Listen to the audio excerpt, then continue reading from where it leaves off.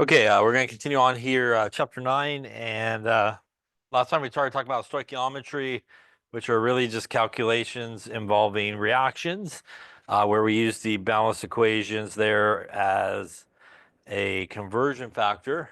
And again, remember that the equation here, it goes from really just the coefficients from the balanced equations. So those can represent the moles of each of those. And we can say there are 2 moles of A.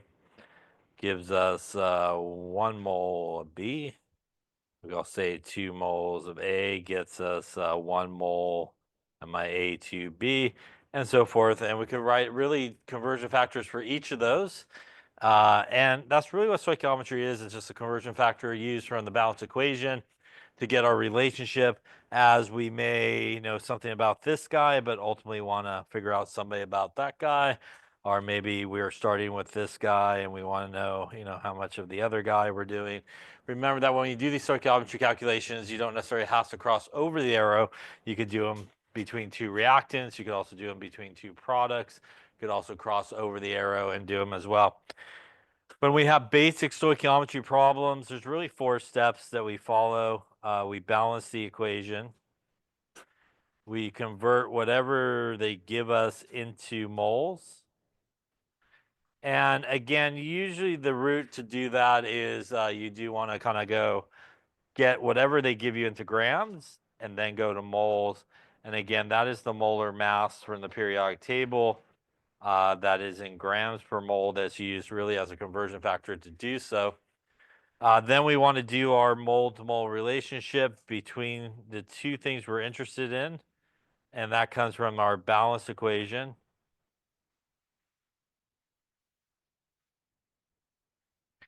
And for example, again, if we were doing it between A and B, that would be our relationship there. Once we do that, you should then be in moles of whatever you're solving for. And usually the last step is take those moles to some other unit. Again, grams is very popular, which means a lot of times on the back end of the calculation, you will also use sort of molar mass as well, to go from, say, moles back to grams or something like that. Again, it's basically these 4 steps when we're doing any type of kind of basic stoichiometry problem. If anything's done for you, just go forward. If not, follow these in order. Any questions on any of that there? Okay. Then the next thing we're going to talk about is another sort of aspect of stoichiometry, which are known as limiting reagents, uh, and also what are referred to as excess reagents. And they're also sometimes called limiting reactants and excess reactants as well. Now, the idea here is when you do a reaction based on the stoichiometry, there's always going to be one reactant, for example, that will get used up first. So, for example, if I were doing a simple sort of reaction where I take A plus B makes A and B, and I know, for example, that A is my limiting reagent, B is my excess reagent. What's going to happen is at some point as you're doing this reaction, you're going to use up A in this case. So we'll kind of use up all the A. And if I use up all the A, is there any way to make my product here, which requires A and B coming together? The answer is you cannot make any more product at that point. So the most important thing in terms of a reaction is actually the limiting reagent. It is what determines basically the amount of product you can produce. And a very simple just explanation of that, again, as I just said, pretty much once you run through that limiting reagent, there's really no possible way for you to make any more product. So when we do have a more limiting reagent type of stoichiometry problem, we do have to do an extra step or so to figure out which one's the limiting reagent. And we want to do that so that we can obviously identify how much product that we would be producing. Now, as I mentioned, the limiting reagent is the one that gets used up first. You ideally, in a sense, will have none of it left over when the reaction is done. You know, it's the classic example of like when you buy hot dogs, you get 10, and then when you buy hot dog buns, you get 8, right? So kind of limited there in terms of your hot dog buns there. You will run out of buns before you do hot dogs. You have to buy another package and stuff. So um, when we have a limiting reagent, somebody will run out first. As I mentioned before, the excess reagent or the excess reactant is the one that you have plenty of. And with the excess reagent, you could actually figure out at the end of the reaction how much of that you'll have still left over. So you'll have plenty of it there to react. You'll have some of it left over when it's all said and done as well. So looking at this sort of example here, if we want to make sort of workout buddies here, we need a guy and a girl. So obviously if we pair up this one with this one, they're gone. We pair up this one with this one. They're gone. Pair up this one here with this one there. That is gone. At this point, we have made 3 sort of partners. We are definitely out of the guys in this case. That means they are our limiting reagent. We actually have left over here some girl sort of workout people here, and that would be our excess reagent. And very common sort of questions are asked in addition to how much product you would make, which in this case we clearly could only make 3 of them based on the amount of guys that we have. You could also be asked how much of that excess reagent is left over. So in this example here, we have 1 and 2 left over, and those are also very common sort of questions that are sometimes asked. So let's take a look at an example and talk about how to go about these calculations. And to be truthfully honest with you, there's like, 3 or so different ways that you can kind of do these calculations. So I'm going to show you a way that's sort of based off of what we've been doing with basic stoichiometry problems. Then I'll talk you through sort of the other very popular way of doing these sort of calculations. So when we have this equation, sulfur plus 3 fluorines gives us SF6. Suppose that we started with, in this case, so just suppose that we kind of started with 4 moles of our sulfur and 20 moles of our fluorine. And we could get that, for example, if we knew the grams and converted the grams to moles, but they sort of gave it to us. So this first method here to solve these problems just follows the same steps that we did before. You want to always balance your equation. You want to always convert to moles, and pretty much no matter what method you choose, those are the first 2 steps, no matter what it is. And right around here, after you convert everything they give you into moles, you want to figure out the limiting reagent. So you have to sort of take a small detour, if you will, and do a very short calculation to figure out which one is the limiting reagent. Once you figured out which one's the limiting reagent, you could then get back on the 4-step program here and use the limiting reagent to do the mole to mole relationship. And then obviously convert those moles to some other unit. So we do take this little rest break here to do a calculation to figure out which one is the limiting reagent. And by the way, you do need to do a calculation to figure that out. It is not just like the smallest number, which is a very common error that people make. They think it's like the smallest number. Some cases it is, but it won't always be the smallest number. So how does this work? Well, let's just kind of go through this one here. So for example, I am given, in this case, the moles of the sulfur and the moles of the fluorine.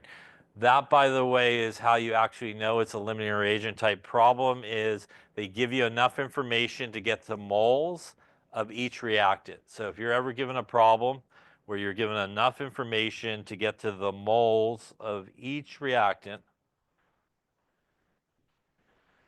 that should symbol to you that it is a limiting reagent problem and you do need to calculate the limiting reagent. Now that could be in this case like we were given the moles. That could also be in this case like you were giving grams of each of them, because if you have the grams of each of them, you can use the molar mass from the periodic table and get the moles. So if you have a way directly based on the information given to you, whatever that may be, to get to moles of each reactant, then you definitely need to do that limiting reagent step. The reason we didn't have to do it on the previous problems, if you look back on the previous problems, we essentially were just given one piece of information about somebody, and we weren't given enough information to get the moles of each reactant. So in those cases, it's just a basic stoichiometry problem. So to figure out these things, we'd follow our steps, balance the equation. It's actually already converted to moles, so we don't have to do that. So now we're actually right here at our limiting reagent calculation. And you can do one of two calculations. In this case, I'm going to try to find out how much fluorine is needed to use up all the sulfur. So basically what I want to find out is how much of that fluorine I would need to put in there to basically use up all of the sulfur that we started with. So basically what we're going to do is just a basic small little calculation between the two reactants. So I would take my starting amount of 4 moles of sulfur. I would go to the equation and see for every 1 mole of sulfur, I get 3 moles of fluorine, and I'm going to use that as a conversion factor. So we're just going to do a simple mole-to-mole relationship between the two reactants. 1 mole of sulfur gives me 3 moles of fluorine. The moles of sulfur are going to cancel, and that's going to tell me that I need 12 moles of fluorine. That is how much is needed in this calculation. First off, any question on the calculation there? Now, once I determine how much of the fluorine I need, I then should take that and come up here to my starting amount of fluorine. And my starting amount of fluorine is 20 moles. I only need 12 moles to use up all the sulfur. Do I have enough fluorine in this case? I have 20 and I only need 12, so the answer is yes, I have enough. And because I have enough when I compare it, that by default would mean that this guy is my excess reagent because I have enough. And the nice thing about this is once you figure out one, the opposite thing is happening to the other. So without even doing a calculation, I know that this guy is going to be my limiting reagent because the other guy is my excess reagent. Any questions on that? Now let's just say that you decided to do the different calculation, which is you wanted to know how much sulfur is needed to use up all the fluorine. So you would do the same thing. You would start with our 20 moles of fluorine, which was given to us in the problem. You'd use the same mole-to-mole relationship except flipped. 3 moles of fluorine is 1 mole of sulfur. The moles of fluorine are going to cancel. Give us some 6 and change on this case, I think. 6.67 moles of sulfur is needed. Once again, I could compare that to my starting amount there of sulfur.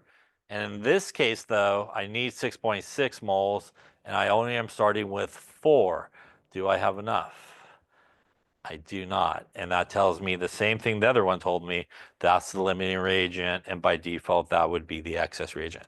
So you could actually choose either reactant and do this little calculation. You actually don't need to do both. Once you do one, you could determine the other. You don't actually have to do both. But they could choose either one, and they both will give you the same information regardless of which one you choose as to which one's the limiting reagent and which one's the excess reagent. Any questions on that there? Now that I've done this calculation to determine my limiting reagent, I then want to pick back up here with my basic steps, and I want to make sure I'm starting with my limiting reagent starting amount, which is 4, and I could do a calculation like a normal stoichiometry problem at this point. 4 moles of sulfur, we could go from moles of sulfur to our product, which is 1 mole of SF6. That would give me 4 moles of SF6. This would be my theoretical yield in moles. And if I wanted, though, grams, I would then need to go to the periodic table, get the molar mass of SF6. The moles would cancel, and that would give me the grams of SF6, which would be my theoretical yield in grams. So really the same 4 steps as we did before. You just got to kind of take that detour there halfway through, do a small little calculation to figure out which one's your limiting reagent, and then you want to continue on with the calculation using the starting amount of your limiting reagent to figure out whatever you're trying to produce. Question on that. Now, like I said before, a very common sort of question that's sometimes asked is how much of your excess reagent is left over. Now, by doing the calculations that we did, we actually know and can figure that out by using this calculation here, the same calculation we used to figure out the limiting reagent, because we figured out I need 12 moles of the F2. I'm starting with 20 moles. So the moles of leftover excess reagent, which in this case is our F2, would be our 20 moles minus our 12 moles. And that would give us something like 8 moles of F2 is left over. And once again, if you want to know how many grams that would be, you could use the molar mass of F2 and figure out how many grams of F2 you would have left over.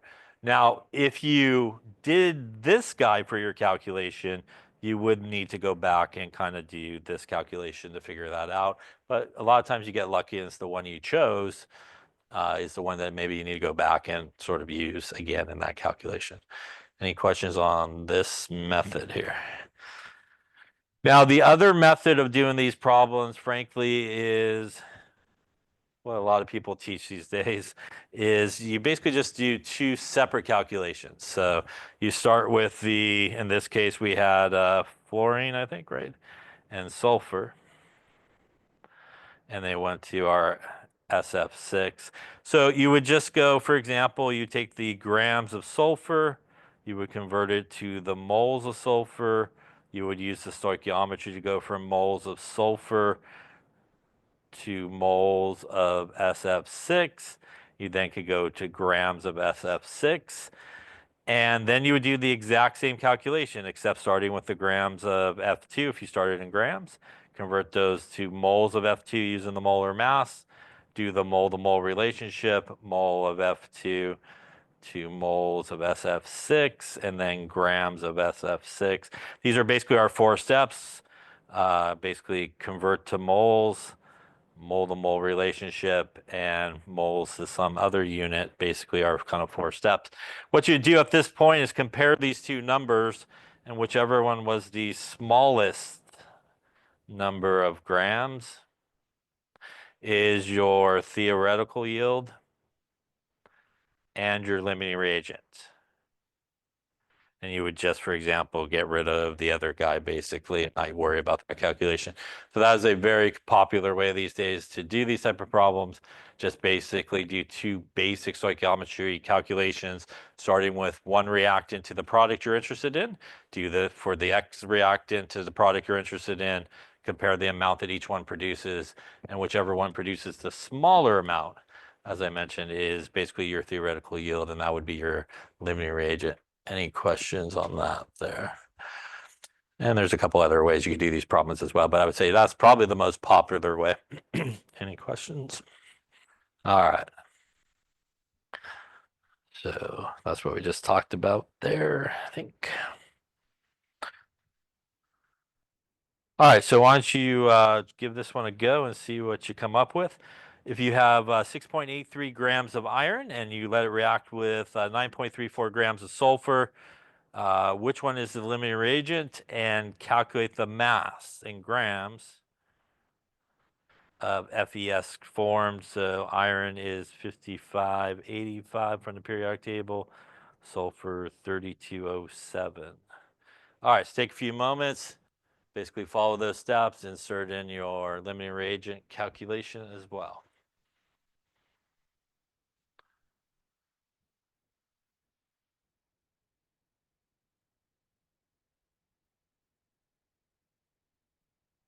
Okay, so let's take a look, see how you're doing. So again, really, regardless of what method you choose, pretty much first two are the same. We have an equation that's balanced. In this case, we have 6.83 grams of iron. We're going to put 9.34 grams of sulfur in it. We do need to convert it to moles. So again, we'll go to the periodic table to do that and throw 6.83 grams of iron. Remember, basically the number on the bottom there is how many grams there are per mole. and we'll use that really as a conversion factor. So grams do need to go on the bottom so that they cancel out. And our grams will cancel, and that's going to give us here 6.83 divided by 5585. We'll call it 0.1223. We'll do the same thing here for our sulfur, which was 9.34 grams of sulfur. Also from the periodic table, we'll get our molar mass there. We want our grams on the bottom, and it's per mole.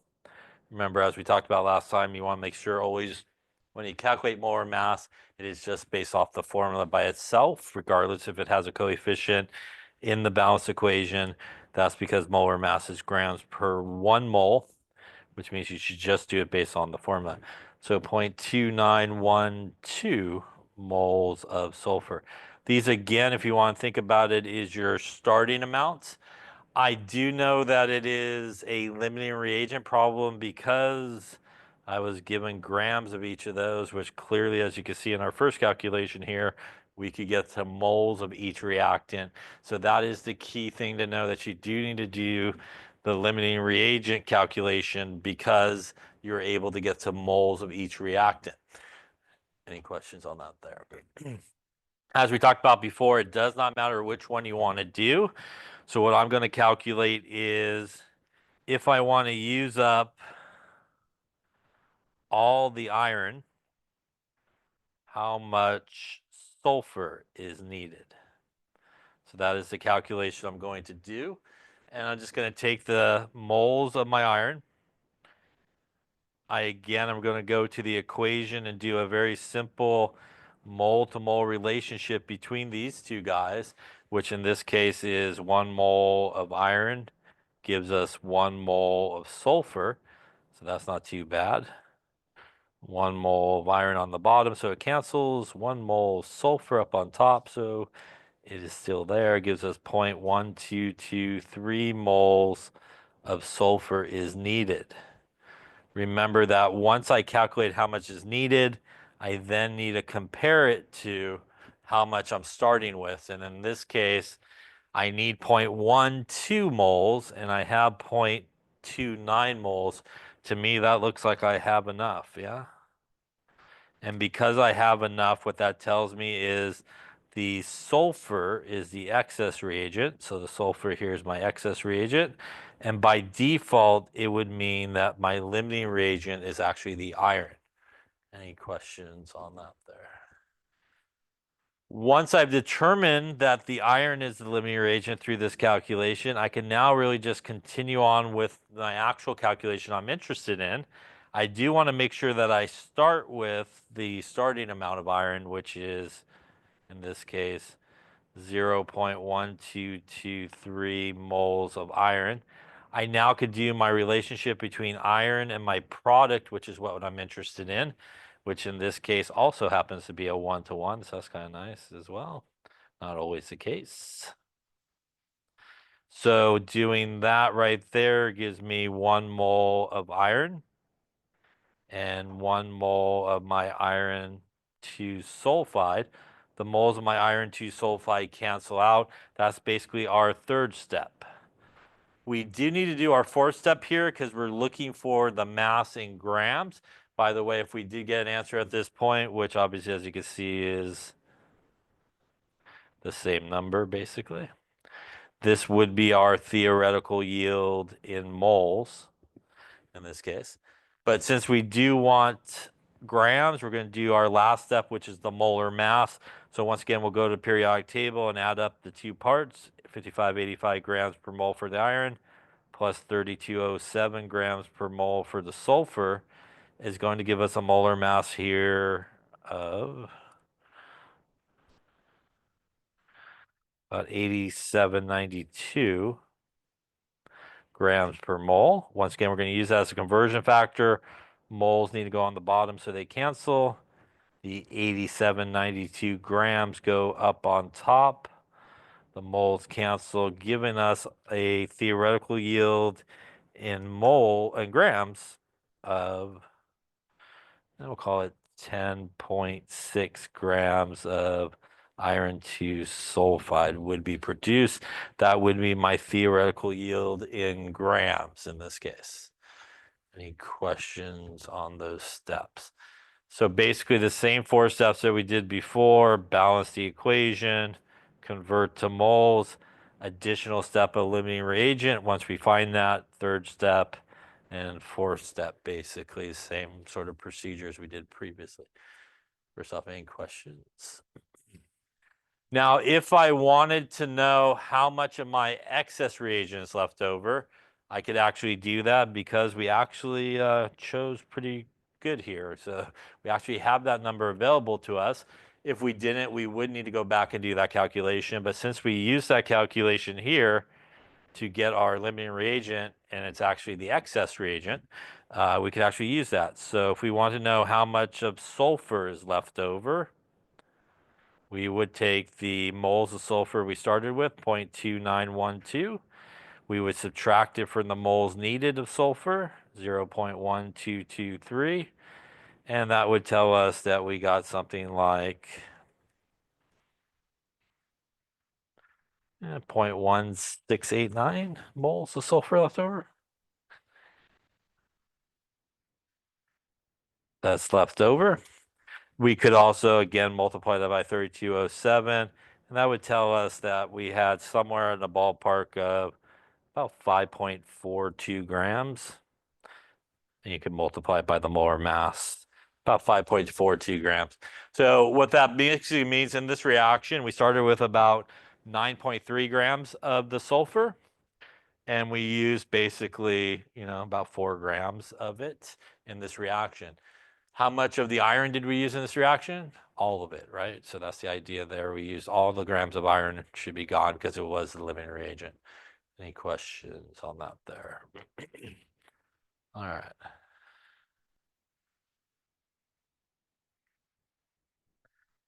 All right.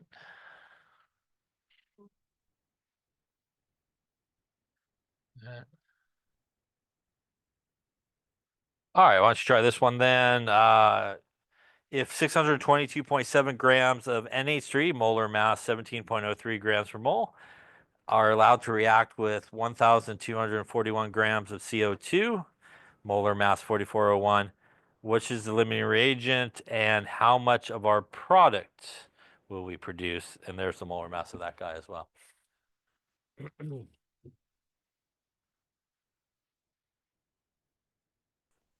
So in this particular problem, we're given 622.7 grams of NH3, going to react with 1,241 grams of CO2, and we want to know how much of that product we're going to produce.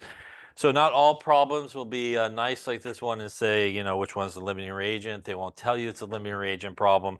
So once again, once you see that you have grams of each of these guys, that should basically indicate to you that it is a limiting reagent problem because you could get the moles of each reactant. So again, they don't always tell you, hey, this is a limiting reagent problem or anything like that. You just need to be able to recognize that you have grams in this case of each of those, which definitely can get you to moles. So we do have an equation and it's balanced. We do want to convert to moles. They were nice enough to give us the molar mass from the periodic table. If they didn't, then you would need to go to the periodic table and calculate it yourself. But in this case, we'll use what they gave us, which was 17.03 grams per mole of NH3. That's going to give us for NH3 here,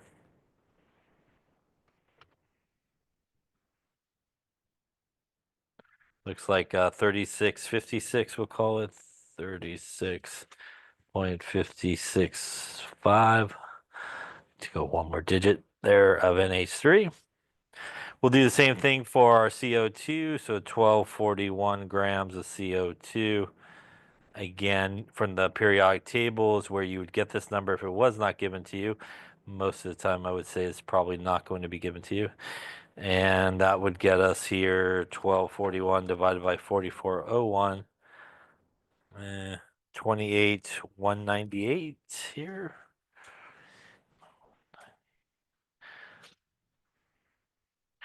Once again, you could think of these as your starting sort of information for those. We do know it's a limiting reagent problem, so we do need to pick one of them. to do that limiting reagent calculation. So I'm going to pick the NH3 and figure out how much CO2 is needed to use up all of the NH3. So once again, I'm just going to do a simple stoichiometry problem between the two reactants. So I'm just going to take 36.565 moles of NH3. Once again, between the two reactants, it is a 2-to-1 relationship from the equation. 2 moles of NH3 gives us 1 mole of CO2 from the coefficients. So 2 moles of NH3 on the bottom, 1 mole CO2 up on top. The moles of NH3 will cancel. Going to get us 36,565 divided by 2, 1828 moles of CO2 is needed. Remember, at this point, I want to compare, and I can see that I only need 18. I have 28 or so to start with, so I do have enough. And because I do have enough, that means the CO2 is my excess reagent. And by default, the NH3 there should be my limiting reagent. Any questions on that determination there?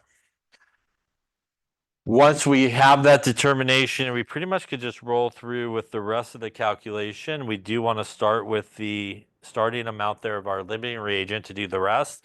So we would take our 36.565 moles of NH3. We will now do our relationship between NH3, which is 2, and our product, which is 1. And that is a 2 moles of NH3 to 1 mole of our product here. So using that, we'll go opposites cancel. So the 2 moles of NH3 is on the bottom, and the 1 mole of our product there is up on top. That moles of NH3 is going to cancel. I'm not interested in moles, otherwise I could get an answer at this point and it would be my theoretical yield in moles, but I am interested in grams. So I do have to do the fourth step, and I could just continue on if I want. And using the molar mass that was provided, and again, you would need to calculate if it was not, for our product here. Moles are going to cancel. Now I have grams, so we're going to go we're going to go 36.565 times 6006 divided by 2. Going to give us about 1,098 grams of our product would be produced. This would be our theoretical yield. We might want to clean it up to about 4 significant figures, it looks like, so that looks okay. And that would be our theoretical yield here in grams. Any questions on those steps? Once again here, this question did ask for how much excess reagent is left over. And once again, we did get lucky since we did that calculation. So we could use that information. So left over here, CO2. We would take our moles that we started with, 28.98 moles, minus the moles needed, which is 18.78 moles, I believe, or was it 28? One of those, let's see. It was 28, actually. 28. And that would get us 28.198 minus 18.28. Gives us there are about 9.918 moles of CO2 left over. We could use the molar mass of CO2 that we used earlier, 4401 grams per mole from the periodic table. Moles will cancel. And that tells us that we have roughly about 436.5 grams of CO2 left over. And we started with obviously 1,200 grams of it. So, we use 800 grams or so there of our excess reagent in this reaction. Any questions on any of those steps there? Again, if you did it sort of the other method, you do 2 separate calculations, starting with each reactant and figure out which one produced the smallest amount, which should be the same number we got there as well.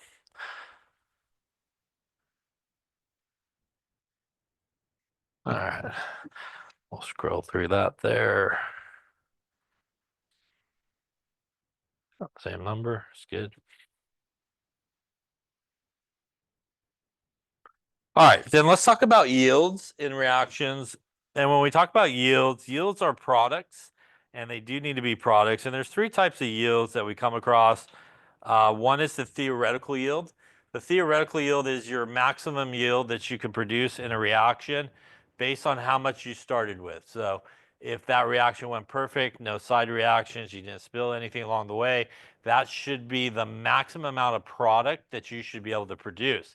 In reality, things don't go perfect all the time. So the actual yield is pretty much what the name sounds like. It is actually when you did the experiment, how much product you produced. In textbook type problems, the actual yield is usually given to you, usually. In the laboratory, obviously, you would calculate it yourself, be it the yellow solid that you made or the amount of hydrogen gas you collected. You would actually calculate the actual yield yourself in an experiment. But in book problems, usually that is given to you. What do we use for both of those? Well, we use them together to calculate what is known as the percent yield. The percent yield is the actual yield divided by the theoretical yield times 100%. Ideally here, we do want to get close to 100 is good. A high percent yield is good. A low percent yield, not so good. So you got like a 5% yield, you probably did something not so great in your experiment. If you get over 100% yield, that also usually means you did something not so great in your experiment either, if you got over 100% yield. So usually we don't really want to go over 100% yield, but we don't want a really small sort of yield along the way.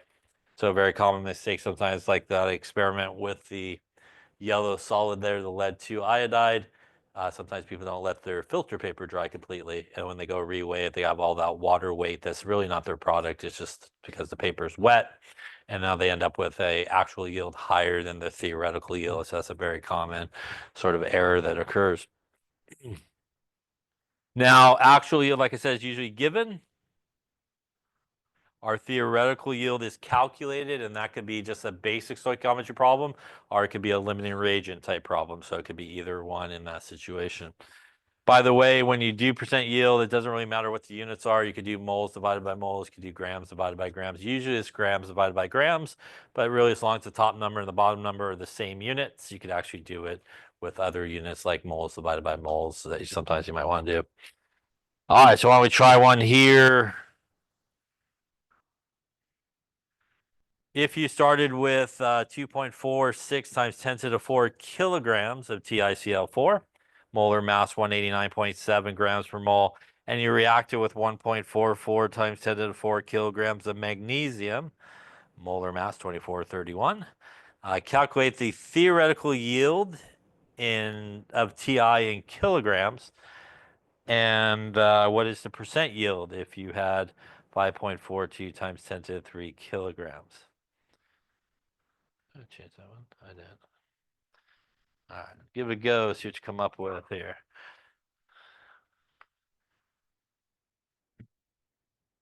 Always tell you that it is a limiting reagent problem. The information given to you, which is in kilograms for both reactants, means that you definitely could get to grams, and you definitely could go from grams to moles. So you do have the moles of each reactant, and that again should signify to you that you do need to do at some point figure out which one's the limiting reagent so you can figure out the proper amount of product. Our first steps are still the same. We're going to balance it, which it is. We are going to convert this into moles, each of the reactants. So we are in kilograms, so a couple conversions there, right? Maybe we'll take it to grams first. So a kilogram is 1,000 grams. And now that we have that, we could use the molar mass there, which they provided, which was kind of nice. That is 189.7 grams per mole of TiCl4. That's going to give us an opening moles here for this guy. I'm gonna go scientific notation, otherwise that's a lot of zeros, I'm thinking. Divided by 189.7. Now we'll go 1.30 times 10 to the fifth moles of TiCl4. We'll do the same thing for our other reactant. So again, we also want to convert it from kilograms to grams first. So we'll do our 1,000 grams is a kilogram. And again, they also provided that for us, which was 2431. Bless you. 2431 grams of magnesium per mole of magnesium. So doing that 1.44 to the fourth times 1,000 divided by 2431, going to get us 5.92 times 10 to the fifth moles of magnesium. Any questions up to there? Now we need to do our limiting reagent calculation. So once again, it doesn't matter which one we grab. So I'm going to figure out how much magnesium is needed to use up our other guy. So in this case, I'm going to start with my moles of my other reagent, which is 1.3 times 10 to the fifth moles of TiCl4. We're going to do a mole-to-mole relationship between our two reactants in this case. And we can see for every 1 mole of TiCl4, we get 2 moles of magnesium. So using that there, 1 mole of TiCl4 gives us 2 moles of magnesium. The moles of the TiCl4 will cancel, and we will need, in this case, about 2.60 times 10 to the fifth moles of magnesium. Again, up here is our starting amount that we first calculated. We need to compare. And in this case, we actually need, looks like 2.6 moles of 2.6 times 10 to the 5 moles of magnesium, and we have 5.92 times 10 to the fifth. So we do have enough. And that would mean that the magnesium here is our excess reagent, and by default, our limiting reagent should be the TiCl4. Any questions on that part there? Once I've determined that this guy is my limiting reagent, I again want to make sure I'm using that for the rest of the calculation, the starting amount of that, which would be 1.3 times 10 to the fifth moles of TiCl4. We want to do our mole-to-mole relationship between TiCl4 and our product, which is Ti in this case. And that is a 1-to-1 relationship, which makes it not too bad. So 1 mole of Ti divided by 1 mole of TiCl4 from the equation, stoichiometry. Since our actual yield is right here in kilograms, we probably want to get this guy also into kilograms. At this point, it's in moles, which would be our theoretical yield. So we want to go a mole of it is from the periodic table there, 4788 grams. The moles will cancel and might as well get it into kilograms. So 1,000 grams in a kilogram to get it everybody in the same units. So that's going to give us 1.3 to the 5 times 4788 divided by 1,000, it looks like. It's going to give us 6.22 times 10 to the 3.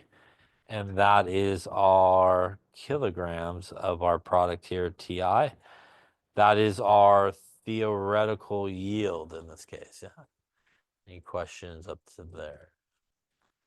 Now to calculate our percent yield, we want to go with our actual divided by our theoretical times 100%. So our actual was given to us 5.42 times 10 to the 3 kilograms divided by this guy, which is also in kilograms, so everything's good. Again, they do need to be in the same unit, top and bottom there, for everything to properly cancel. That's going to get us here a number, maybe If I don't erase it, try that again. 5.42 to the 3 divided by that. And times by 100, going to give us something like 87 point, I don't know, like 08%, something like that. Yield in this case, not too bad, 87%-ish. Any questions on that there? Probably, since everything else was 3 sig figs, probably 87.1% would be a good one, I would think. Question on any of those steps there? All right, let's try then one last one here.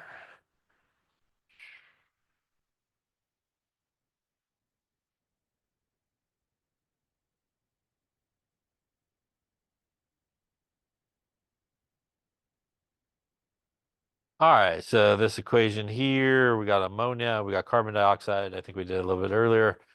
Determine the percent yield if you produced 120 grams of your product here. So these are some of the molar masses we used previously, NH3, 1703. Just make it go a little quicker. CO2, 4401. Obviously, you need to go to the periodic table if you weren't given it. I think this guy we just used not too long ago there, I want to say 6006. That's a molar mass, I think. All right, give it a go. See what you come up with here. Okay, so let's take a look at it here since we're getting to the end. Once again, I got grams of this reactant. I have grams of this reactant. So definitely could get to moles. So once again, as we've been talking about, that is your key thing to know, that you definitely should use some type of limiting reagent calculation here to figure it out. We have the equation as balanced. We're going to do what we've been doing, which is take what they gave us and convert them into moles. We have used these guys earlier examples, so we'll just borrow, like I said, the molar mass there. Should be 1703 grams per mole for NH3. That's going to give us here for our NH3 to sort of open up with, in terms of moles, 100 divided by that, about 5.871 moles of NH3. We'll do the same thing for our CO2.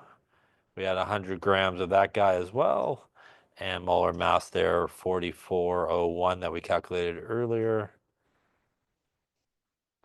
That's going to give us 100 divided by 4401, about 2.272 moles of CO2. Again, that's your starting amount. Because it is a limiting reagent problem, we do need to do our limiting reagent little calculation. So I'm going to go with my 5.871 moles of NH3. And I'm going to try to figure out how much of CO2 is needed. Going from the equation, I can see for every 2 moles of NH3, which is the coefficient, I get 1 mole of CO2, once again coming from our coefficients here. That's going to give us here 5.871 divided by 2 will tell me I need 2.936 moles of CO2 is needed. Once again, we're going to compare that to what we're starting with. And here in this case, we actually are only starting with 2.2 moles, and I need 2.9. So I do not have enough in this case. Not enough. And because I don't have enough, that means the CO2 is our limiting reagent, and the excess reagent here is our NH3 in this case. Any questions on that there?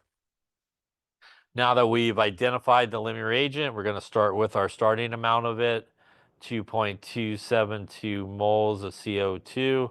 We're now going to do our relationship between our limiting reagent and our product, which is a 1-to-1 relationship. So 1 mole of CO2 gives me 1 mole of my product here. And because I do want my theoretical yield to be in grams, I'm going to use the molar mass there. And that's because my actual yield of 120 was in grams. So that way everybody's in the same units here. Moles of NH22CO. Moles are going to cancel. That's going to give us 2.272 times 6006. That's about it. 136.5 grams of our product, not CO, of our product there, NH22CO. That again is going to be our theoretical yield, as that's what was calculated from the equation. That means our percent yield would be our actual, which was given to us, 120 grams, divided by our theoretical of 136.5 grams, times it by 100% in this case. So 120 divided by the answer there, about 87.94% yield. Not terrible, not too bad. Yeah. Question